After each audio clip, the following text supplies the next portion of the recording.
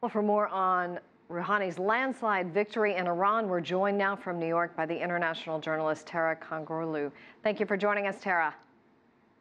Thank you for having me. Just 2 days ago, we were sitting here talking with different people saying that this was a real toss-up. And here, Rouhani came in with a severe blow to Iran's conservative establishment. What happened?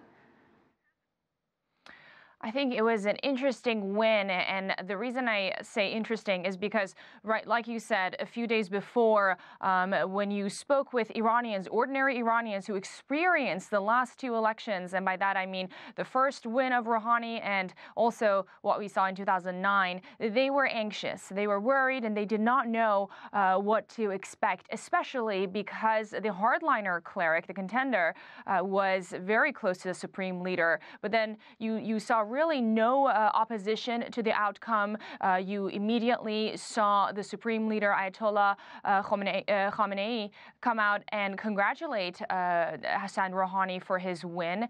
And business is as usual. And I think that was an interesting turn of events, considering again the harsh comments that the moderate and reformist camp was getting in the week leading up to the election, and also let's not forget their very bombastic criticism of the hardliners.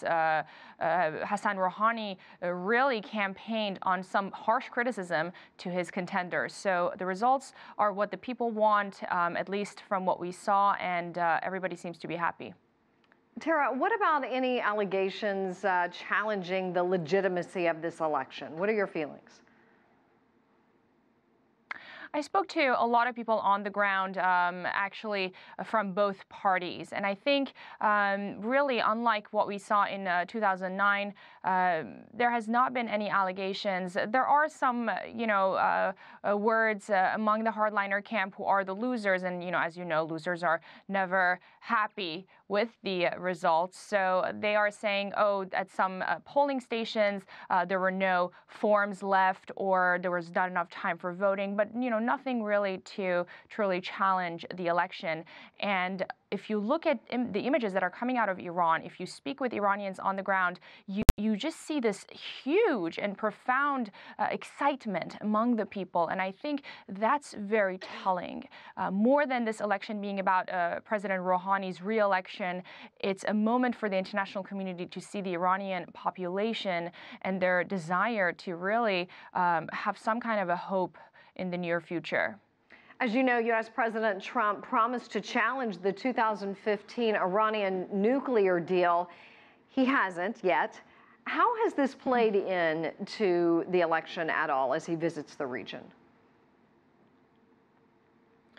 I think Iran was very busy with their election, so there was not much rhetorics and talks coming out of Iran on President Trump's visit to Saudi Arabia. But of course, this would be a very important point as President Rouhani moves into his administration, especially with Foreign Minister Zarif just a few days ago, leading up to this election, saying that we're going to work on removing the non-nuclear sanctions. And that's very important because it essentially defies Saudi Arabia's allegations and points of contention with Iran, which is their spread of terrorism in the region, their missile attacks, and all sorts of behavior that we see from the spoilers and the IRGC in Iran. So these are the points that we're going to see coming out of the new Rouhani administration as they are going to move forward with the lifting of the non-nuclear sanctions, and also